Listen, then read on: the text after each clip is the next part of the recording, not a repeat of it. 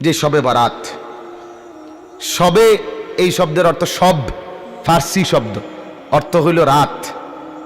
বারাআত এটা আরবি শব্দ, অর্থ হইল কর্তন করা, কেটে দেওয়া। তো মূলত এই রাত্রে বান্দার অগণিত গুনাহ কর্তন করে আল্লাহ তাআলা বান্দাকে পূর্ণ মাফ করে দেয়। এই জন্য এটাকে শবে বারাত বলে, লাইলাতুল বারাত বলে।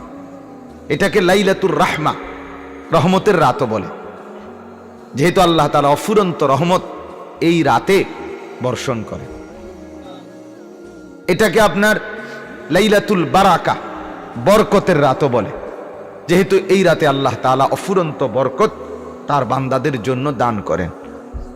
এটাকে লাইলাতুস সাক, সাক বলা হয় চেক, অর্থাৎ যেখানে এক কাগজে অনেক বড় মূল্যমানের কিছু লিখে দেয়, যেমন 10 লাখ টাকা, 1 কোটি টাকা চেকের মধ্যে লিখে দিয়ে দিছে।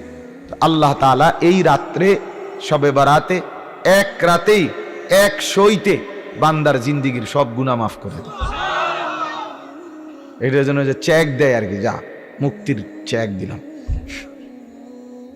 এটাকে লাইলাতুন নিসফে মিন শাবান, শাবানের অর্ধরাত্রি মানে অর্ধেক, এটাও বলা হয় শবে বারাত।